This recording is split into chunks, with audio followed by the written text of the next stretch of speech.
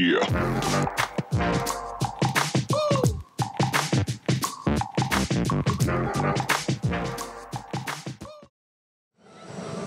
16e de finale de Coupe de France, le Cavigal Nice affronte son voisin sudiste Saint-Raphaël Barhandbal.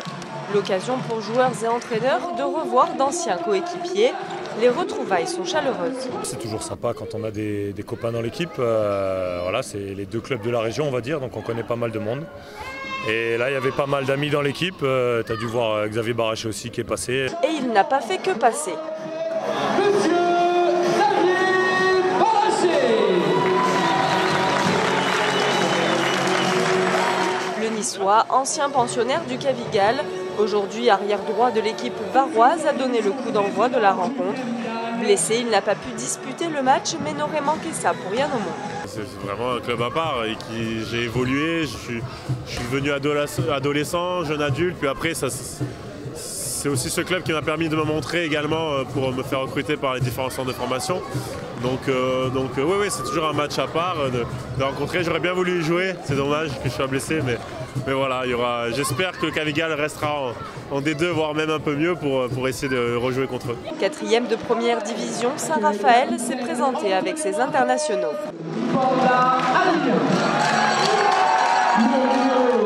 Adrien Dipanda et Raphaël Cocheteux en première ligne, que l'on retrouvera dans la sélection de Didier Dinard pour l'Euro le mois prochain.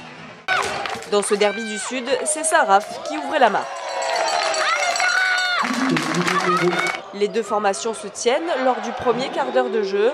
Nice s'accroche en défense et Nicolas Mine ajuste le tir. Le Cavi était dans son match jusqu'à la blessure d'Oriol Rey.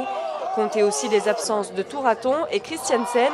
Le Cavi était en panne de solutions et les Varois creusaient l'écart. Moi, le bilan que je l'ai fait, c'est très négatif, c'est la blessure de Uli.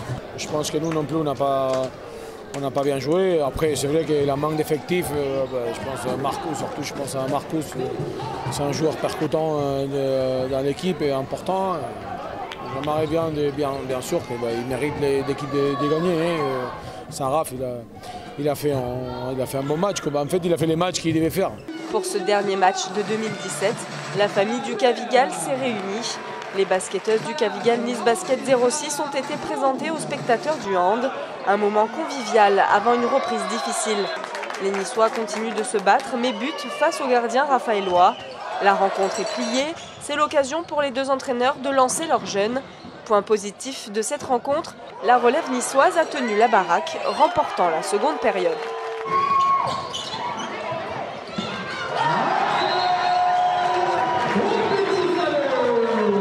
Que du bonheur, des bonnes sensations, de l'impact, du jeu, c'est génial. Pour une première, je suis trop content. On l'a pris comme un test où il fallait se donner à fond et je pense que ça a été le cas en deuxième mi-temps surtout. On s'est donné à fond, on n'a pas cherché à comprendre, c'était une D1 donc faut pas jouer avec la peur au ventre dans ces cas-là, il faut jouer avec tout ce qu'on a. C'était un peu un match, les deux sont des formations.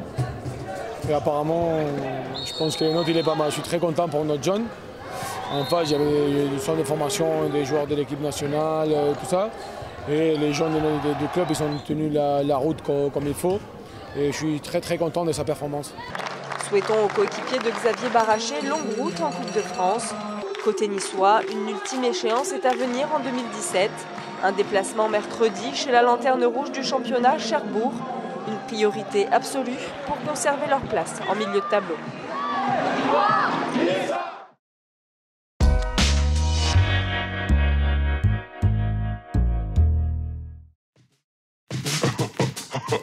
Yeah.